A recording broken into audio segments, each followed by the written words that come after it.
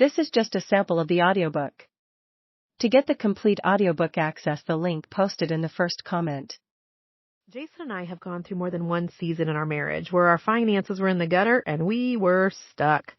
Stuck barely making the bills, stuck trying to figure out how to get out of debt, stuck at home not being able to afford to take a vacation, stuck in the same house for years longer than we wanted to be because we couldn't afford another, stuck shopping at garage sales and thrift stores even when we didn't want to, stuck in jobs we didn't love or even enjoy, but we had to do what we had to do because we had backed ourselves into a corner and we were stuck. See, stuck robs you of options. For years, I was stuck at a desk job that I hated. Oh, it looked so good on the outside with my pager and my pantyhose, but I was dying a slow death, stuck in that cubicle day in and day out. For years, I remember thinking, isn't there more to life than this? And spoiler alert, if you are stuck too, yes, there absolutely is. Stuck keeps you way too long in places you aren't supposed to be. Maybe you can relate to some of this. Maybe you have sensed there is more to life than you are currently experiencing, but you don't even know how to get there, and you don't know where there even is. Or the fear of failing, fear of something new, or fear of judgment keeps you stuck. Maybe you want to start something new, do something different, try something you never have before, but you can't get unstuck enough to even take that first step. Every time you make an effort to take a step in the direction you want to go, the wind gets knocked out of your sails. And I get it, girl. I've been there. Maybe you know in your soul that you have settled for the wrong guy, the wrong job, the wrong city, or doing the wrong thing. I have done all of that and then some. Or maybe you've just become complacent. You've allowed yourself to get stuck in a rut of just going through the motions. You go to work.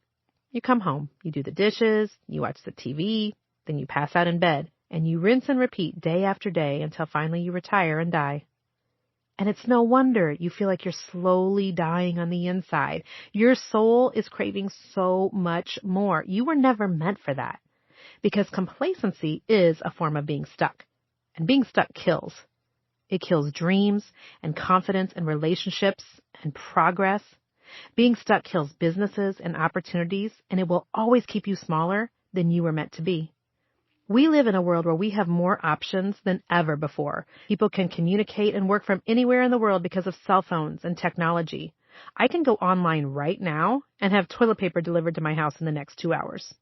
I can travel around any city in the world in an Uber without ever having to rent a car or drive myself.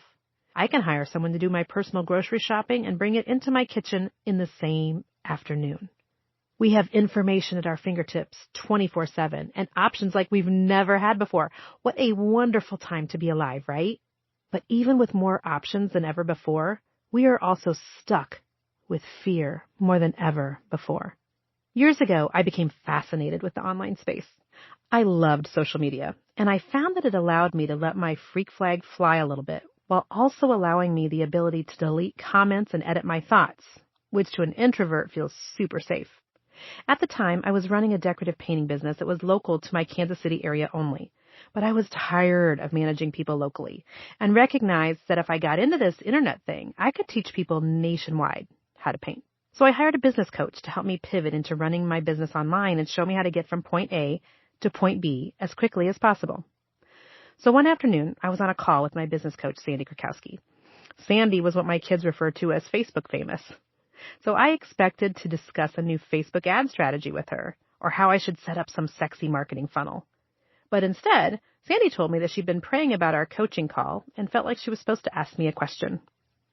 "What is it that you want, Jennifer?" she asked. What the what? I totally froze. What was it that I wanted?